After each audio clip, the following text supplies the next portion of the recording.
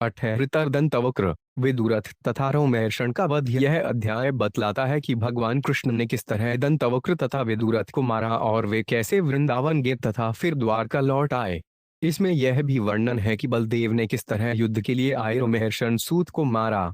अपने मित्र शाल्व की मृत्यु का बदला लेने पर उतारू दंतवक्र अपने हाथ में गदा लिए युद्ध भूमि में प्रकट हुआ।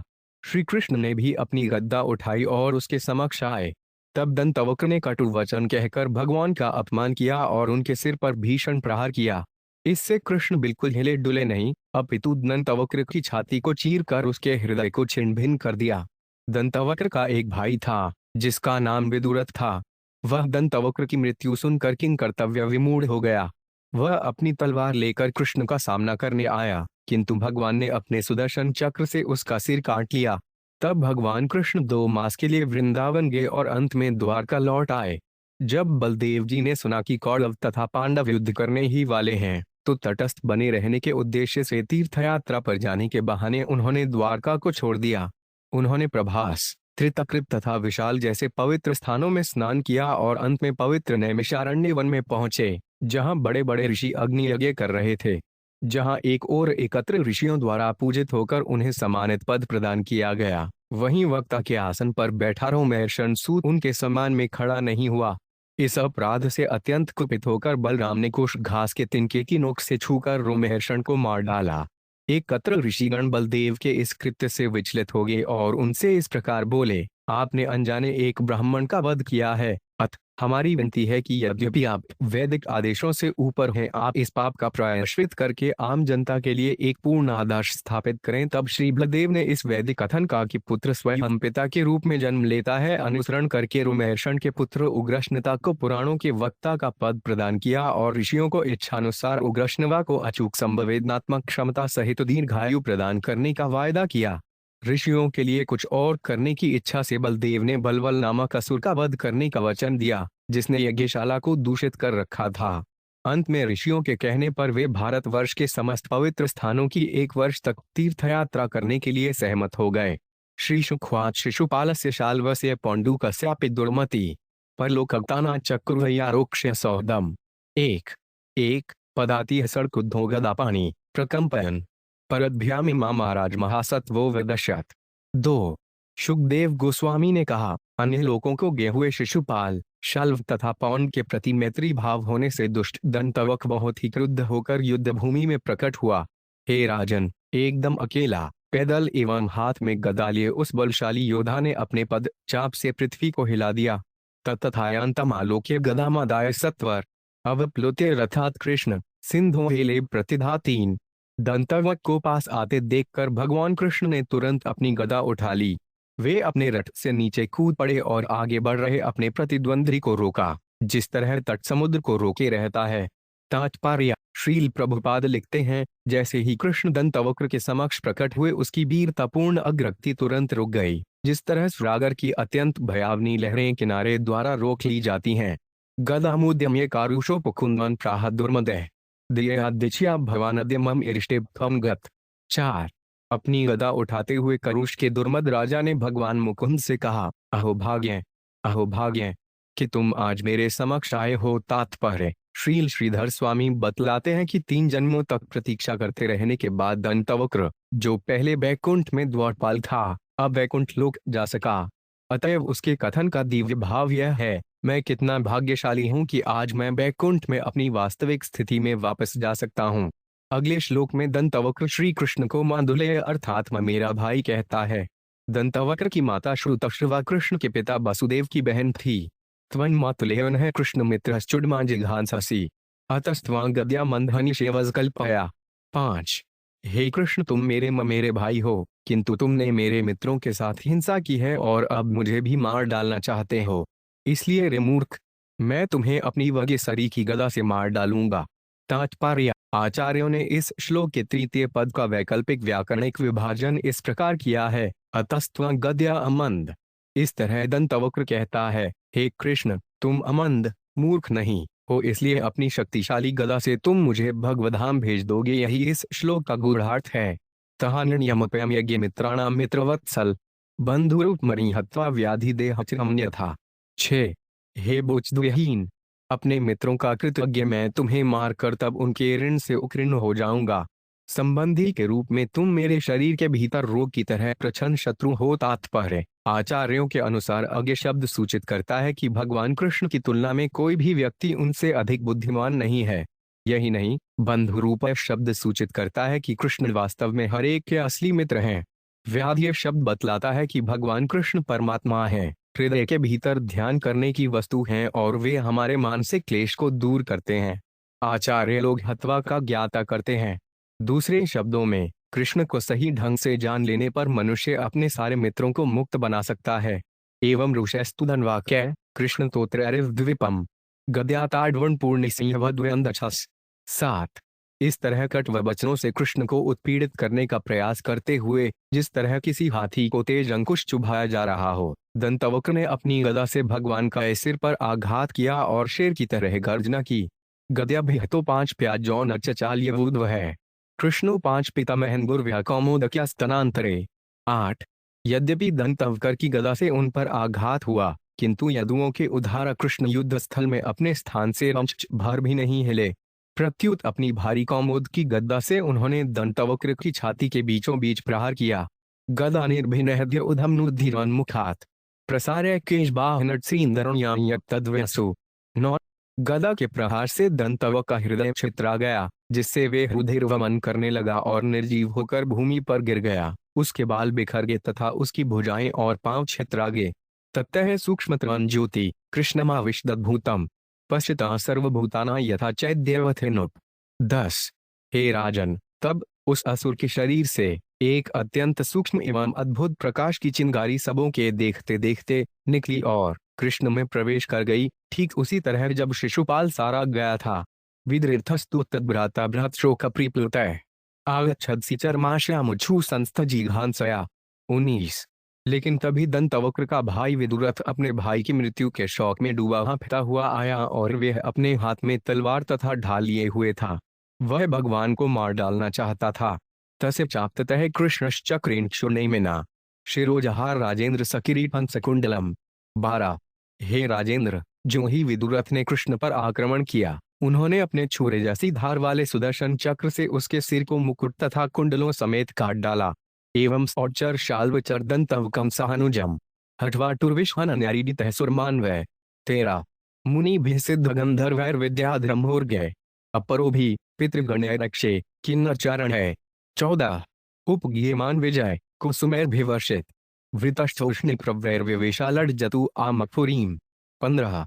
शाल्व तथा उसके सौध्यान के साथ साथ दंतवक्र तथा उसके छोटे भाई को, जो सब किसी अन्य प्रतिद्वंदी के समक्ष अजेय थे, इस तरह विनष्ट करने के बाद देवताओं, मनुष्यों, ऋषियों, सिद्धों, गंधर्वों, विद्याधरों, महोर्गों के अतिरिक्त अप्सराओं, पितरों, यक्षों, किन्नरों तथा चारणों ने भगवान की प्रशंसा की। जब ये सब उनका यशोगान कर रहे थे और उन पर फूल बरसा रहे थे, तो भगवान गण्यमान्य वृष्णियों के साथ साथ उत्सव पूर्वक सजाई हुई अपनी राजधानी में प्रविष्ट हुए। एवं योगेश्वर कृष्णो भगवान जगदीश्वर है ईयते पशुधिष्ठिना निर्जितो जयतीति से। 16। इस तरह समस्त योग शक्ति के स्वामी तथा ब्रह्मांड के स्वामी पूर्ण पुरुषोत्तम भगवान कृष्ण सदैव विजयी होते हैं। एकमात्र पार्श्विक दृष्टि वाले ही यह सोचते हैं कि कभी कभी उनकी हार होती है। तात्पर्य श्रील विश्वनाथ चक्रवर्ती ने श्रीमद् भागवत के इस अनुभाग की विस्तृत व्याख्या की है, जो निम्नवतु है। दंतवक्र वध के विषय में पद्मपुराण के उत्तरखंड 279 में निम्नलिखित गद्यांश में विस्तृत जानकारी पाई जाती है। अथ शिशुपाल निहतश्वत्वा दंतवक्र कृष्णेन सह योध मधुरापाजगाम कृष्णस्तु तच्छोत्वारथमारोहम मधुरामायो। तब यह सुनकर कि शिशुपाल मारा गया है, दंतवक्र कृष्ण के विरुद्ध लड़ने मथुरा गया। अथ जब कृष्ण ने यह सुना तो ते अपने रथ पर सवार होकर मथुरा गए। तयोर्दंतवक्र वासुदेवयोरहरात्र मथुरा द्वारे संग्राम संवर्तत कृष्णस्तु गद्या तज्जघान सतु चूर्णित सर्वांगो वज्निर्भिनो महीधर इबगतासुर बनितले निपतात। सो 5 पिहरे सारूपेन योगी गम्य नित्यानंद सुग्धवंशाश्रितां परम पद्मवाप। उन दोनों दंतवक्र तथा वासुदेव के बीच मथुरा के द्वार पर युद्ध शुरू हुआ, जो पूरे दिन तथा पूरी रात चलता रहा। अंत में कृष्ण ने अपनी गदा से दंतवक्र पर प्रहार किया, जिससे दंतवक्र निर्जीव होकर भूमि पर गिर गया। उसके सारे अंग उसी तरह चकनाचूर हो गए जिस तरह वज्र से पर्वत क्षत विक्षत हो जाता है। दंतवक्र को सारूप्य मुक्ति मिली और इस तरह उसने भगवान के शाश्वत परम धाम को प्राप्त किया जो पूर्ण योगियों को प्राप्त हो पाता है और जो शाश्वत आध्यात्मिक आनंद प्रदान करने वाला है। इत्थंजय विजय संकादिशा पव्याजेन केवलन भगवतो लीलार्थ संसूतावतीर जन्मत्रयेष्पि तेनैव निहत और जन्मत्रयावसाने मुक्ति अवाप्त। और इस तरह जय विजय ने बाहरी तौर पर सनक तथा उसके भाइयों द्वारा शापित होने किंतु आंतरिक रूप से भगवान की लीलाओं को सुगम बनाने के लिए इस जगत में अवतार लिया था और लगातार 3 जन्मों तक भगवान के हाथों से मारे जाते रहे। तत्पश्चात 3 जन्मों के पूरा होने पर उन्होंने मुक्ति प्राप्त की। पद्म पुराण के इस गद्यांश में कृष्णस्तु तच्छ्रुत्वा शब्दों से सूचित होता है कि कृष्ण ने नारद से ही जो मन की तीव्र गति से भ्रमण करते हैं सुना होगा कि दंतवक्र मथुरा गया हुआ है, इसलिए शाल्व को मारने के तुरंत बाद द्वारका में प्रविष्ट होने के पूर्व अपने तेज रथ पर चढ़कर जो मन को तीव्र गति से चलता है एक ही क्षण में मथुरा के निकट जा पहुंचे और वहां दंतवक्र को देखा। इसीलिए आज भी द्वारका की ओर अभिमुख मथुरा के द्वार के पास दत्यहा नामक ग्राम है। यह नाम संस्कृत के दंतवक्र है, दंतवक्र को मारने वाला से निकला है। इस ग्राम की स्थापना कृष्ण के प्रपौत्र बच्चेद्र ने की थी। पद्म पुराण के इसी विभाग में आगे कहा गया है, कृष्णो 5 पितु हत्वा यमुनाम तीरे नंद ब्रजान गत्वा सोत्कंठा और पितराभ्यवाद्याश्रास्थताभ्य साश्रुसेकम अलिंगित सकलगोपवृद्धान प्रणम्य बहु 17 भ्रणादिभ्यस्तत्र स्थान संतर्पयामास। उसे विदुरथ को मारने के बाद कृष्ण ने यमुना पार की और नंद के ग्वाल ग्राम गए जहां उन्होंने अपने शोक संतप्त माता पिता को आदर सहित सांत्वना प्रदान की। उन्होंने अपने आंसुओं से कृष्ण को भिगो दिया और उनका आलिंगन किया। तब भगवान ने ज्येष्ठ गोपों को नमस्कार किया तथा वस्त्रों आभूषणों इत्यादि विविध भेंटों से सारे निवासियों को कृतकृत्य किया। कालिया पुलिने रमे प्रणय वृक्षस्मा चित्ते गोपनारी भीर्निशंक्रोड्या पाया केशव रम्य केलियुखेनाव गोपेशधर प्रभु बहु प्रेप्रसेनात्र मासिद्रय मुवास। भगवान केशव ने कालिंदी के मनोहर तट पर जो पवित्र वृक्षों से भरा पूरा था गोपियों के साथ लगातार क्रीड़ा की। इस तरह भगवान गोप का स्वरूप बनाकर वहां 2 मास तक पारस्परिक प्रेम के विविध रसों में अंतरंग लीलाओं का आनंद लूटते रहे। अथ तत्रस्थानंद गोपादय सर्वे जना पितृदारादिस्हेता वासुदेव प्रसादेन दिव्यरूपध्रा विमानमारूढ़ परम वैकुंठ लोकम अवापो। कृष्ण सुनंद गोप ब्रिजोंकस सर्वेशान यमय हंसपदत्वादि विदेवग्न संस्त्रियमानो द्वावर्ती विवेश। तब भगवान वासुदेव को कृपा से नंद तथा उस स्थान के अन्य सारे वासियों ने अपने बच्चों और पत्नियों सहित अपने नृत्य आध्यात्मिक स्वरूप धारण किए, दैवी विमान में चढ़े और परम जयकुंठ लोक गोलोक वृंदावन चले गए। किंतु भगवान कृष्ण नंद गोप तथा ब्रज के अन्य वासियों को अपना दिव्य धाम जो सभी प्रकार के रोगों से रहित है प्रदान करने के बाद आकाश मार्ग से यात्रा करके द्वारका लौट आए। जबकि देवतागण उनकी स्तुति कर रहे थे। श्री रूप गोस्वामी ने लघुतागवतायत 1.488 से 89 में इस गद्यांश की निम्नलिखित टीका की है। ब्रजेशादेर धूता ये द्रोणाद्या अवात्रन कृष्णस्तान एव वैकुंठे प्रहरणोदिति सांप्रतम प्रेष्टेभ्यो वापि प्रियतगेजनरो प्रियुलवासिभि वृंदारण्य से देवास आव्यहार कुरुते हरि। चूंकि द्रोण तथा अन्य देवता पहले ही ब्रजराज तथा वृंदावन के अन्य भक्तों में भिन्न अंशों के रूप में लीन होने के लिए पृथ्वी पर अवतारित हुए थे, इसलिए इस बार भगवान कृष्ण ने इन्हीं देवांशों को बैकुंठ भेजा। भगवान कृष्ण वृंदावन में अपने गोकुल निवासी घनिष्ठ भक्तों के साथ निरंतर लीलाओं का आनंद लूटते हैं। ये लोग उन्हें अपने अन्य प्रिय भक्तों से भी बढ़कर प्रिय हैं। पद्म पुराण के गद्यांश में नंदाय उपराधय सर्वे जना पितृदायादि सहिता नंद गोप और अन्य में उनकी संतान व पत्नियां सम्मिलित हैं। में पुत्र शब्द सूचक है कृष्ण, श्री दामा तथा सुबल जैसे पुत्रों का और द्वार शब्द यशोदा तथा राधा रानी की माता कीर्तिदा जैसी पत्नियों का द्योतक है। सर्वे जना सब व्यक्ति, पदब्रज जनपद में रहने वाले हर व्यक्ति का द्योतक है। इस तरह वे सभी सर्वोच्च वैकुंठ लोक गोलोक के दिव्य रूपधरा पद सूचित करता है कि गोलोक में वे देवोचित लीलाओं में लगे रहते हैं, गोकुल की जैसी मानवोचित लीलाओं में नहीं। जिस तरह भगवान रामचंद्र के राजतिलक के समय सारे अयोध्यावासी सशरीर ने कुंठ ले जाए गए थे, उसी तरह कृष्ण के इस राजतिलक में ब्रज के वासी गोलोक के द्वारका से ब्रज तक की कृष्ण को यात्रा की पुष्टि श्रीमद् भागवत के इस अंश 1:1:9 से होती। तत्राब्द कोटि प्रता इम है यमंबुजाक्षाप ससार भो भवान कुरुन मधुन वात सूर्य ही हक्षया तत्राब्द कोटि प्रतिम क्षणो भवेत है कमलयन। भगवान जब भी आप अपने मित्रों तथा संबंधियों से भेंट करने मथुरा वृंदावन या हस्तिनापुर चले जाते हैं तो आपको अनुपस्थिति का हर क्षण लाख वर्षों सा प्रतीत होता है। जब से बलदेव ब्रज गए थे तभी से भगवान कृष्ण वज्र जाकर अपने मित्रों तथा संबंधियों से भेंट करने की इच्छा मन में सजोए थे, लेकिन द्वारका स्थित उनके माता पिता तथा अन्य वृद्धजनों ने उन्हें अनुमति देने से इनकार कर रखा था। किंतु अब शाल्व को मारने के बाद जब कृष्ण ने नारद से सुना कि दंतवक्र मथुरा गया है तो द्वारका में प्रवेश करने के पूर्व शीघ्र मथुरा जाने से कोई उन्हें मना नहीं कर सका, और दंतवक्र को मारने के बाद उन्हें ब्रज में रह रहे मित्रों तथा संबंधियों से भेंट करने का सुअवसर भी प्राप्त होगा। इस तरह सोचकर एवं गोपियों के प्रति उद्धव के द्वारा इंगित इन शब्दों गायन्ति ते विशद कर्म भागवत 1:0-7-1-9 का स्मरण करके वे वहां के निवासियों के विरह भावों को दूर करने के लिए ब्रज गए। वे वृंदावन में 2 मास तक उसी तरह आनंद पूर्वक रहे जिस तरह कंस को मारने के लिए मथुरा जाने के पूर्व रह रहे थे। तब 2 मास के बाद अपने माता पिता तथा संबंधियों मित्रों के दैविक भागों को वैकुंठ ले जाकर संसार की नजरों से अपनी ब्रज लीलाएं समेट लीं। इस तरह एक लोक के पूर्ण प्राकट्य में वे गोलोक गए, दूसरे में वे भौतिक आंखों से अदृश्य होकर ब्रज में निरंतर आनंद लूटते रहे और उसके आगे वाले लोक में वे अपने रथ पर चढ़कर अकेले ही द्वारका लौट आए। शौरसेन प्रदेश के लोगों ने सोचा कि दंतवक्र का वध करने के बाद कृष्ण अपने माता पिता तथा अन्य प्रियजनों से मिलने आए थे और अब द्वारका वापस जा रहे हैं, किंतु ब्रज के लोग यह न समझ पाए कि कृष्ण सहसा कहाँ अदृश्य हो गए, अतः वे सभी आश्चर्यचकित थे। यही नहीं, शुकदेव गोस्वामी ने विचार किया कि महाराज परीक्षित शायद यह सोच सकते हैं कि जिन कृष्ण ने ग्वालों को सशरीर वैकुंठ प्राप्त करा दिया उन्हीं कृष्ण ने अपनी मौशल लीला में द्वारका वासियों को अशुभ स्थिति में कयों पहुंचा दिया। इस तरह राजा यदुओं के प्रति झुकाव होने से इस व्यवस्था को अनुचित मान सकते हैं। इसीलिए शुकदेव गोस्वामी ने उन्हें श्री पद्म पुराण के उत्तरखंड में कही गई उपर्युक्त लीला को सुनने की अनुमति नहीं दी। 10वें स्कंद पर सनातन गोस्वामी की कैष्णव तोषणी टीका में हमें लीलाओं का यह अनुक्रम प्राप्त होता है। सूर्य ग्रहण के अवसर पर यात्रा, फिर राजसूय सभा, फिर दूत क्रीड़ा तथा द्रौपदी चिरहरण का प्रयास, तब पांडवों का वनवास, फिर शाल्व तथा दंतवक्र का वध, तब कृष्ण का वृंदावन जाना और अंत में वृंदावन लीलाओं का समापन। श्रद्धायुद्धोद्यमन राम कुरुणा सह पांडव, तीर्थाभिषेक व्याजेन मध्यस्थ प्रयोकिल। 17। तब बलराम ने सुना कि कुरुगण पांडवों के साथ युद्ध की तैयारी कर रहे हैं। तटस्थ होने के कारण वे तीर्थ स्थानों में स्नान के लिए जाने का बहाना करके वहां से कूच कर गए। तात्पर्य: बलराम को दुर्योधन तथा युधिष्ठिर दोनों ही प्रिय थे, अतएव विषम स्थिति से बचने के लिए वे चले गए।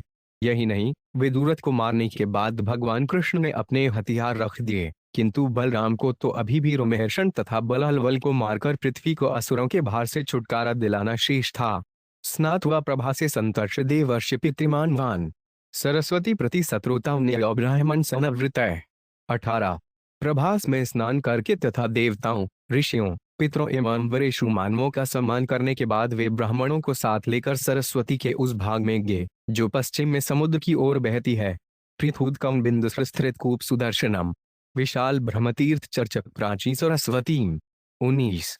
अमुनामनुयानेव गणामनु च भारत जगाम नैमिषं यत्र ऋषय। 17-20। भगवान बलराम ने चौड़े बिंदु सरस सरोवर, त्रितकूप, सुदर्शन, विशाल ब्रह्मतीर्थ, अक्रतीर्थ तथा पूर्ववाहिनी सरस्वती को देखा है। भारत, वे यमुना तथा गंगा नदियों के तटवर्ती सारे तीर्थ स्थानों में गए और तब वे नैमिषारण्य आए जहाँ ऋषिगण बृहद यज्ञ सत्र संपन्न कर रहे थे। तमागतम्रभिप्रेते मुण्यो दीर्घ संऋण अभिनय यथान्यायन प्रणम्योत्थाय 4 21। भगवान के आगमन पर उन्हें पहचान लेने पर दीर्घ काल से यज्ञ कर रहे मुनियों ने खड़े होकर नमस्कार करके तथा उनकी पूजा करके समुचित ढंग से उनका सत्कार किया। 5 चिंतय सप्रीवार कृतास्न प्रग्रह रुमहर्षण मासीन महर्षे शिष्य 22। अपनी टोली समेत इस प्रकार पूजित होकर भगवान ने समान आसन ग्रहण किया। तब उन्होंने देखा कि व्यासदेव का शिष्य रोमहर्षण बैठा ही रहा था।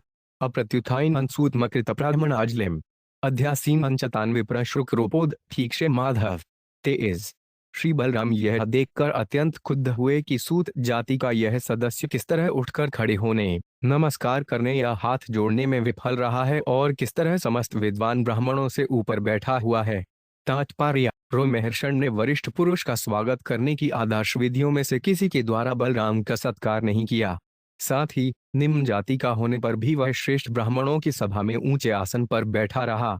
अस्माद्सा विमान विप्रानद्यास्ते प्रतिलोमज धर्मपालांस तथैवास्मानवध महति दुर्मति। 24। बलराम ने कहा, चूंकि अनुचित रीति से संकर विवाह से उत्पन्न यह मूर्ख इन सारे ब्राह्मणों से ऊपर बैठा है और मुझ धर्म रक्षक से भी ऊपर, इसलिए यह मृत्यु का पात्र है।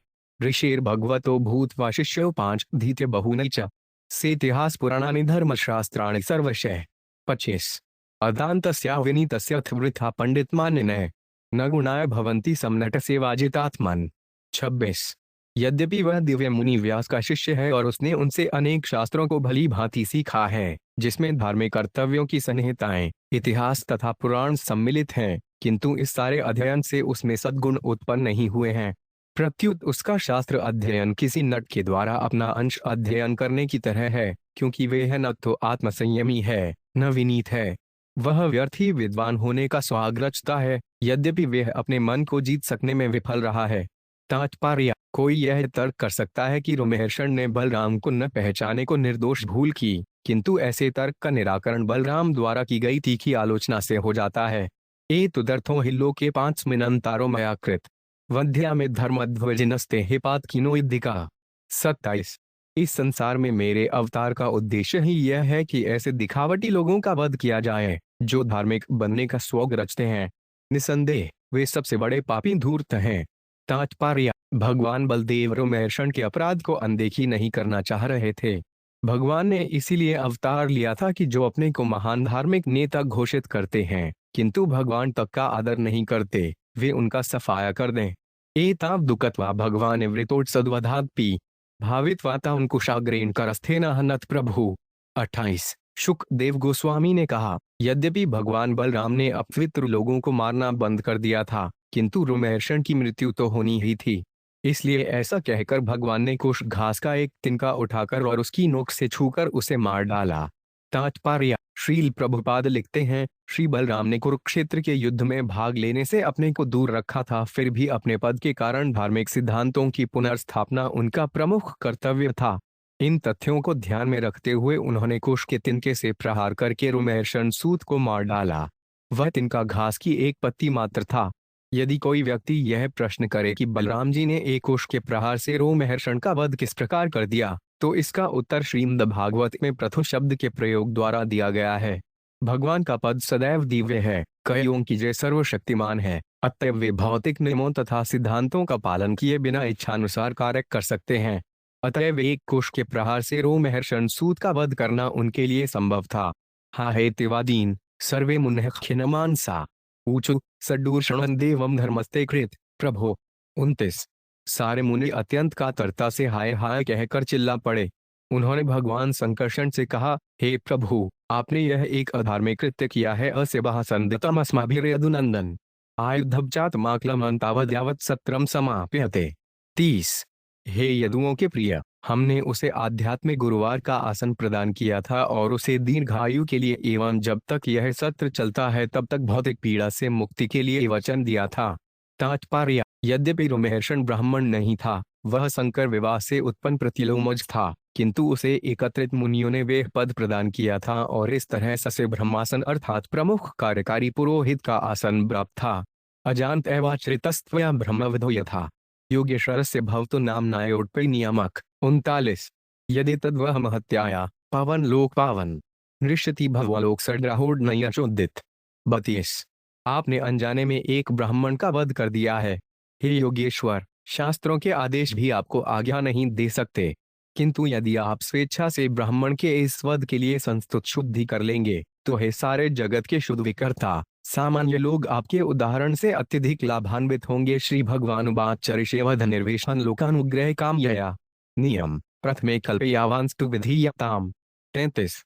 भगवान ने कहा, मैं इस हत्या के लिए अवश्य ही प्रायश्चित करूंगा, क्योंकि मैं सामान्य लोगों के प्रति दया दिखाना चाहता हूँ। इसलिए कृपा करके मुझे जो कुछ अनुष्ठान सर्वप्रथम करना हो उसका निर्धारण करें। दीर्घमायुर्बते तस्य सत्वमिंद्रियमेव च आशासितं यतद्दूते साधे योग माया। 34। हे मुनियों, कुछ कहिए तो। आपने उसे जो भी दीर्घायु शक्ति तथा इंद्रिय शक्ति के लिए वचन दिए हैं उन्हें मैं पूरा करवा दूंगा। ऋषयुचु अस्नृसे तवीरस्य प्रीत्योरस्माकमेव न यथा भवेद बच सत्यान तथा राम विधीयताम। 35। ऋषियों ने कहा, हे राम, आप ऐसा करें कि आपकी तथा आपके कुश अस्त्र की शक्ति एवं साथ ही हमारा वचन तथा रोमहर्षण की मृत्यु ये सभी बने रहें। श्री भगवान उवाच आत्मा वै पुत्र उत्पन्न इति वेदानुशासनम तस्मादस्य भवेत्ता आयुरिंद्रिय सत्ववान। 36।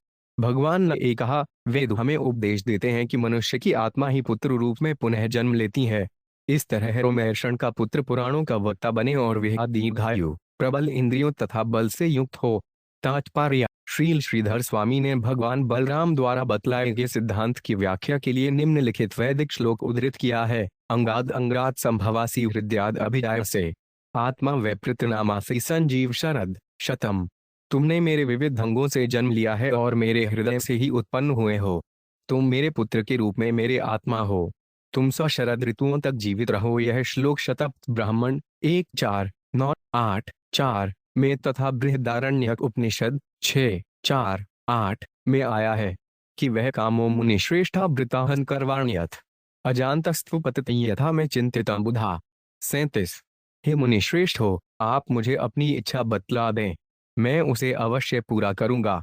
और हे बुद्धिमान आत्माओं, मेरे लिए समुचित प्रायश्चित का भली भांति निर्धारण कर दें, क्योंकि मैं यह नहीं जानता कि वह क्या हो सकता है। तात्पर्य। भगवान बलराम सुयोग्य ब्राह्मणों के समक्ष विनीत बनकर आम जनता के लिए पका उदाहरण प्रस्तुत कर रहे हैं। ऋषयुचु इलवलस्य सुतो घोर बलवलो नाम दानव सदुषति न सत्रमेते पर्वणि पर्वणि। 38। ऋषियों ने कहा, एक भयावना असुर जिसका नाम बलवल है और जो इलवल का पुत्र है, हर प्रतिपदा को अर्थात शुक्ल पक्ष के पहले दिन यहाँ आता है और हमारे यज्ञ को दूषित कर देता है। तात्पर्य। सर्वप्रथम ऋषिगण बलराम जी को बतलाते हैं कि वे उनसे क्या अनुग्रह चाहते हैं। तपापम जहिदशाइख तनः शुश्रूषण परम पुयशोनित विनपम ऋतुसुरामान साभिवर्षणम। 39।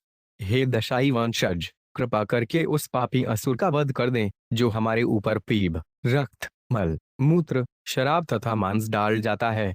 आप हमारे लिए यही सबसे उत्तम सेवा कर सकते हैं। ततश्न भारतम वर्ष परित सुस्माहितः चरित्वा द्वादशमासान स्थिरथस्नायि विशुद्ध्यसि।